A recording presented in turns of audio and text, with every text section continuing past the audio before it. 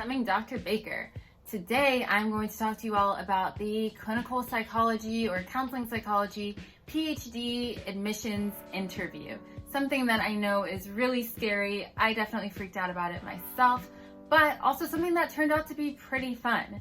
I'm also going to be sort of adapting this for virtual interviews. I'm lucky that I had the chance to interview at 9 different places, so I do have a wide range of different experiences with interviewing that I think can be really helpful to some of you all viewers. If you like this video, please let me know in the comments, and as always, like and subscribe. Before we get into this, I also want to give a special shout out to the What Are You Going to Do With That podcast for featuring me and for letting me tell my story of rejection and redemption when it comes to clinical and counseling psychology PhD programs.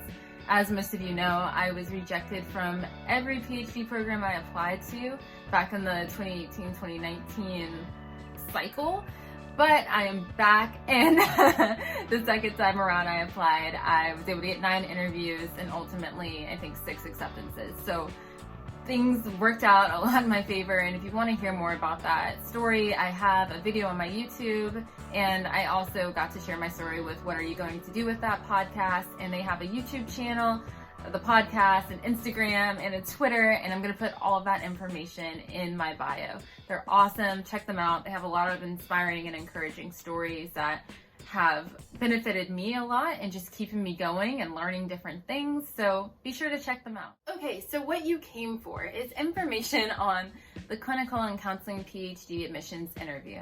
So if you didn't know before, the PhD interview is a big component in the process. It happens after you've submitted all your materials. You may get a call or an email from the program or your potential advisor and get invited to an interview of some sort.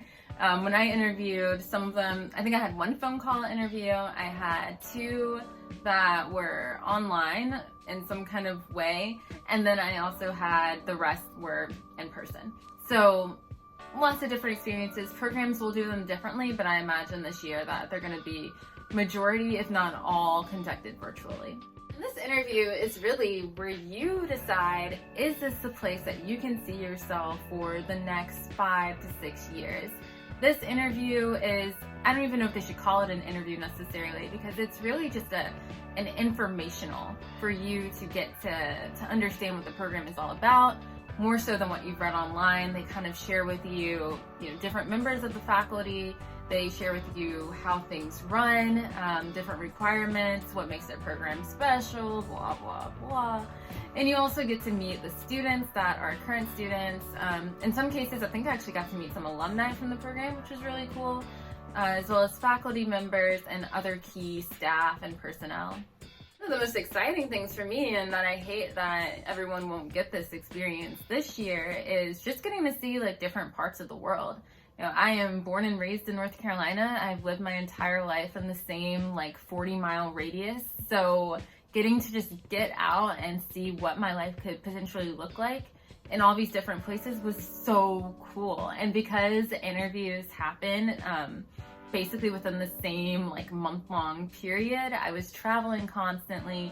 Virginia, I don't even know, where else did I go? Virginia and Chicago and Miami, everywhere that I know, all these places that I wanted to visit. So it was a really cool experience for me to just get to see what life would look like outside of this country town that I'm in.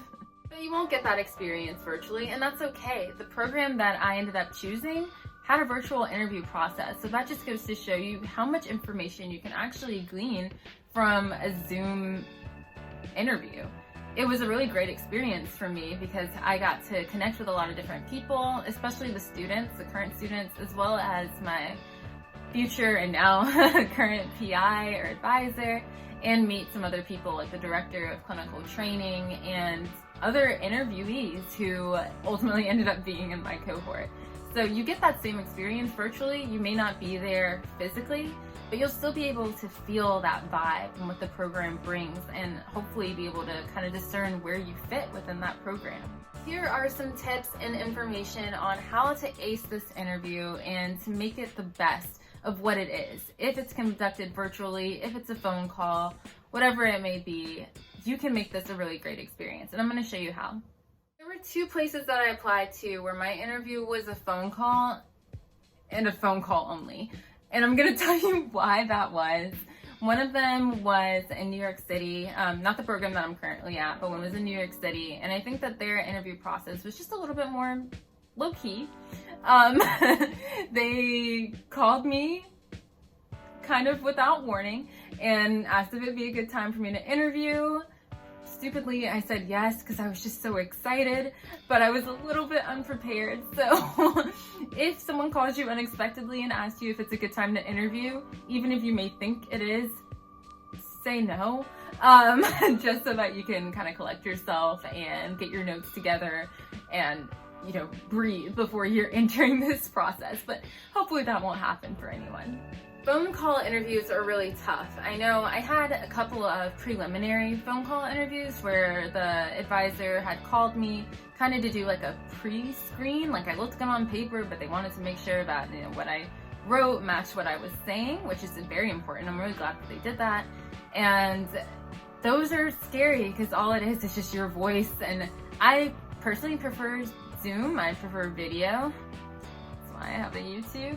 But I know that I really feed off of facial expressions and things like that. So not having that was a little bit scary. But the cool thing is, you know, you can have your notes in front of you because you'll likely know when the interview is going to take place. And you can also just sit somewhere comfy, like on your bed or even at your desk, and fiddle your thumbs or put yourself on speaker or anything like that. You know, it makes it a lot more comfortable. The advice I have for a completely phone interview is, one, to make yourself upbeat. You don't want to be fake or anything like that, but you do want to seem very interested. You want to get your interests across. You want to be excited about the program, about working with this person, and you want to show that enthusiasm as best as you can through your voice. Also, because it is a phone interview, I think that sometimes the stakes are a little bit higher in the regard of just having good, succinct, and insightful answers, because your PI knows that, you know, you can look at your notes and things like that. So to be unprepared during a phone interview looks really bad. So I would just make sure that you have your questions ready, that you have, you know, a good sentence that you can say that summarizes kind of your research interests, why you're interested in the program, what you hope to bring to the program, and what you hope the program can ultimately do for you. Having questions is very important, and this is important for a phone interview, a virtual interview, an in-person interview, an interview at JCPenney, any kind of interview ever, is to have a bunch of questions, and to have questions that can't be easily answered by looking at their bio or looking online on their lab's website. You want to have questions that are thought-provoking, insightful, and information that you actually want to know. These questions can be broad, things like, you know, what do you like about the program? Or how do you like living in X city? They can be things like that, but they can also be more personalized things like, you know, I'm interested in criminal justice. Are there any externships in local prisons? You know, things that show that you're thinking a couple steps ahead and that you're really envisioning yourself in the program. That is key. Doing that extra bit of research and knowing what you want to get out of a program is going to be especially important to make the interview experience fruitful for both you and the person interviewing you, so that, you know, you both can decide together, is this a great fit? And that's what I love about these interviews, and something that I wish I had internalized a little bit more is that I know I was so excited for these interviews, but I was super nervous because I felt like, you know, I had spent all these months researching this PI and this program, envisioning myself there, and ultimately deciding that this is the place I want to apply. And then going in kind of with I hate to say it, but almost like a defeatist attitude of saying, you know, like, I want them to choose me so bad, you know, like, what if they don't choose me? What if they don't want me? Blah, blah, blah. But really, like, they've already chosen you. If you got to the interview, that means that you are more than qualified and that they see you as someone who can be really a great beneficial addition to their lab and to their program. It's all about just making those connections of, is this the right program for both of you based on both of your goals? It's kind of just finding that good alliance and that good fit with the program, with the advisor, with the lab, all of those sorts of things. And instead of letting that overwhelm you, it should really excite you, because you know that if they accept you, that is, they thought that you were the best of the best for their particular lab. It's a more personalized connection that they feel like they've made with you. And if they don't, then that's fine too. It may not be on you. It could be, somebody else just had better alignment with the research goals or where the research lab was going. It doesn't necessarily mean that, it never means that you're unqualified. I mean, in most cases, it doesn't mean that you're unqualified. And it doesn't mean that you can't potentially collab in the future. So just putting that out there. So when it comes to a virtual interview, there are, a couple of tips that are similar to the phone interview. You want to have your notes pulled up. You want to have them, if you are reading off of something, which I don't suggest because that sounds really phony and people can tell when you read off of something, and you also don't want to rely solely on your notes. I would say just have a few talking points or bullet points of things that you want to mention, but I definitely don't recommend writing out something to say to these people who are interviewing you, because people can spot that really easily. But I would say have those talking points, or if there's a sentence or something that you struggle to say or whatever, have those at kind of eye level with the camera so that it doesn't look like you're reading off of something. That's really important. As I mentioned before, the lab and the program that I ended up choosing had a virtual interview process that I actually really enjoyed. It was super seamless. They kind of give you an itinerary beforehand that has all of these links written on it, and you just click the link at the correct time and boom, you're in an interview. And for this program in particular, the interviews were really chill because it was, for the most part, like getting to see different students, like current students, and they would answer your questions in this really low-key, kind of nonchalant format and setting that they set this vibe for.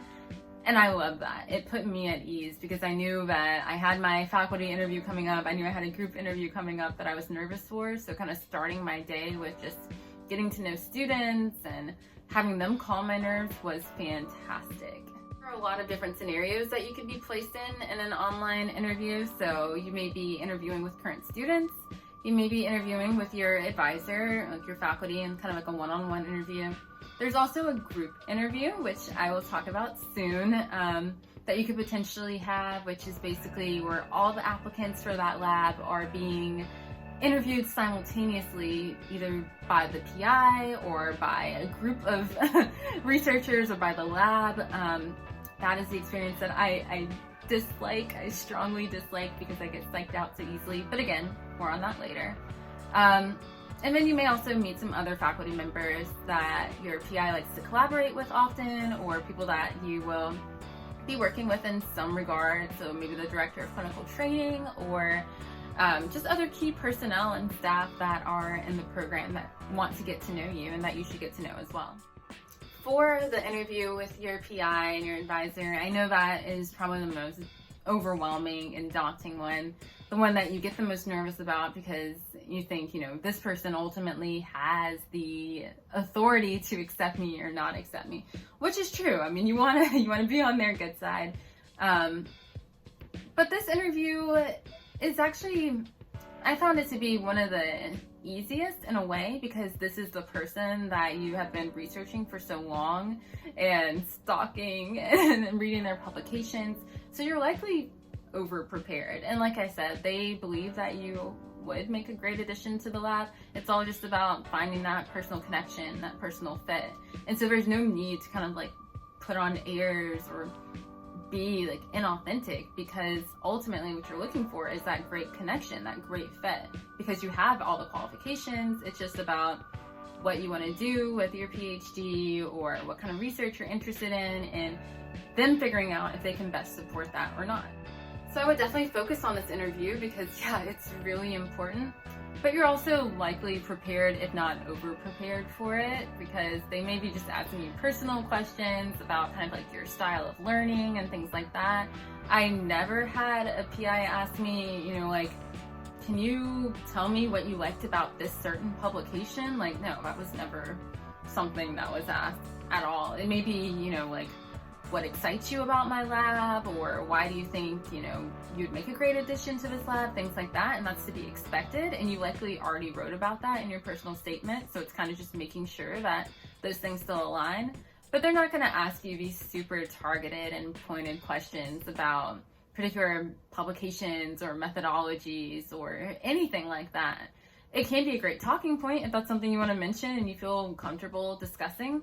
Go for it. It shows that you did your research and that you're very prepared. But I also wouldn't feel obligated to talk in that sense. Like, just let you shine through, and that should be enough if it is the right fit for you. Now, interviews with other faculty members, I would put in a little bit of additional research into this. I did have some weird interviews with faculty members who I wasn't applying to. Where I wish I had done a little bit more research on them and kind of just like what they do, so I had something to talk about, because you never want dead air or awkward silence or whatever. So that's, again, being very prepared with questions for sure, but also making sure you know a little bit about each person. And that's great to do over a virtual interview, because if you know you're going to be interviewing with someone, you can quickly look them up, write down a few things, and those interviews are typically no longer than 20 minutes, so it should be fairly easy to keep a dialogue going, and also just presenting your best self and connecting on a few personal points as well. Your interviews with other students are really important. I think this is what sold me on the program that I am now attending, is the students were so passionate about what I was passionate about, which is social justice, multiculturalism, intersectionality, those types of things. And I was like, wow, this is the place for me, because they talk like me, they say all the right things. Like, these are the people I want to surround myself with for the next 5 years. When you're interviewing with students, I think it's a key opportunity for you to get to really envision what it would be like to attend this program. You can ask them questions that you may not feel comfortable asking a faculty member, but you also want to know the answers to. So for me, I asked a lot of questions about New York City living in general, because where I'm from is very different from New York City. So asking what now seems stupid, but asking questions about I've heard there's this thing called a subway, what is it? So asking questions like that, which I hope they found charming and not stupid. But anyway, asking questions like that, asking questions about what is it like how has your experience been in the program, or how do you like working with the PI, if you work with the same PI or if you work with different ones, how do you like working with them? Is there a lot of collaboration? Have you been able to reach your professional goals? How about teaching? Those types of things, you're really going to want a student's perspective, because hopefully in a few months, you'll be a student as well. The last type of interview could be a group interview. And I say this one kind of for last because I did not particularly enjoy this experience, but I do have a helpful hint or a little tip for how I dealt with my anxiety around these interviews. Basically, a group interview is where, you're with a group of other applicants who may be applying to the same lab, and you're being interviewed at the same time by either the advisor or a group of faculty or the lab. A lot of people in the room, a lot of people in the same Zoom meeting, and it can be kind of overwhelming because it's full of a bunch of people evaluating you and also a bunch of people trying to sell themselves just as you are. So the thing I did to kind of ease my nerves about this was that when the floor was opened, I think it was, the first question was just kind of introduce yourself, say your name, where you're from, what you've been up to, that sort of thing. I went first. And I went first so that I didn't have anyone else to psych me out, because I know that when it came to the interview, for most of my interviews, I had a lot of imposter syndrome. I felt like I was there by some kind of fluke. I didn't understand why I was there. I mean, at some level, internally, I felt like I was capable of gaining admission into a PhD program, but I also knew that I had just gotten rejected from every program the year before. And so I was kind of I don't feel like I've changed that much. What is it? I was just really nervous. And so I went first when it came time to introduce myself. I remember stumbling on my words because when I get nervous, I actually kind of slur my words. So I remember doing that, but regardless, I went first. And then what I did after is I muted my speaker. So I didn't hear anyone else's responses. I cannot even tell you who was in the same room as me as an applicant. I have no idea. I put my computer I think I put Zoom on like speaker mode, so I was just looking at like one person at a time. I think at one point I even put a window over people's faces, and it sounds so bad, but it helped me with my anxiety, just so I wasn't looking in the eyes of the competition or whatever. But I didn't look at it. I didn't listen to it. I just put my speaker on mute and let people talk after I'd gone first. And that way I knew that my answers weren't being influenced by anyone else's. I knew I didn't have as much space for me to get psyched out about things, and ultimately it worked out in my favor. Definitely do this at your discretion. I mean, some people like to go last because they do like to build off of other people's answers or kind of get a feel for what people were saying. I'm typically not the first person to speak up, so it was a different space for me to occupy, but I really enjoyed it. Because like I said, I wasn't able to get psyched out, and I didn't have kind of that precursor of like, oh, I should have said this or whatever, especially because I was muting my speaker afterwards. So I highly suggest it. But, you know, you also have to do what's best for you. Other tips I have for interviewing is to make an inventory. So I made a graduate school ranking inventory before I went on my interviews, and this is basically a spreadsheet that had a list of all the places I applied. So I think I applied to 11 places, and then I cut down because I didn't get interviews at 2 places I applied to, so it just had the 9 interviews that I had. And then it had a list of things that I desired or that I knew I needed to kind of rate for each program. So this included things like mentor fit and lab fit, geographic location, and I was like rating these things on a scale of 1 to 5. I had something called a gut feeling index, which was basically like, did my heart really feel like I belonged at this place, or that, you know, was I feeling called and drawn to this place in my gut? And that was actually a really important rating for me that helped me kind of just decide where to go in the end. I also had like a space for additional notes on there, just for different things that I had picked up on. Rating externship sites options. So I interviewed at one place that only had like 3 options for externship, and none of them were places that I would want to do an externship at. So making sure that I had those rated as well. And then I had something called goal pursuit. So did I feel like this program and this lab and this advisor were going to be people and a place where I felt like I could become the Dr. Baker that I want to ultimately become. There were some programs that I felt like were kind of going to more pigeonhole me into becoming a certain type of researcher, which is fine if that's what you want to do, but I knew it wasn't for me. And so I ultimately selected a program where I felt that I could become Dr. Baker in the best sense, and in all of the things that I want Dr. Baker to be.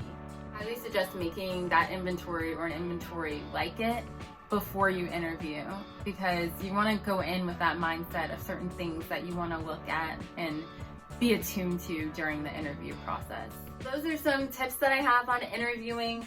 Really simple things that you probably knew, but I hope that I was able to at least ease your nerves a little bit about the interview. Virtual interviews are great.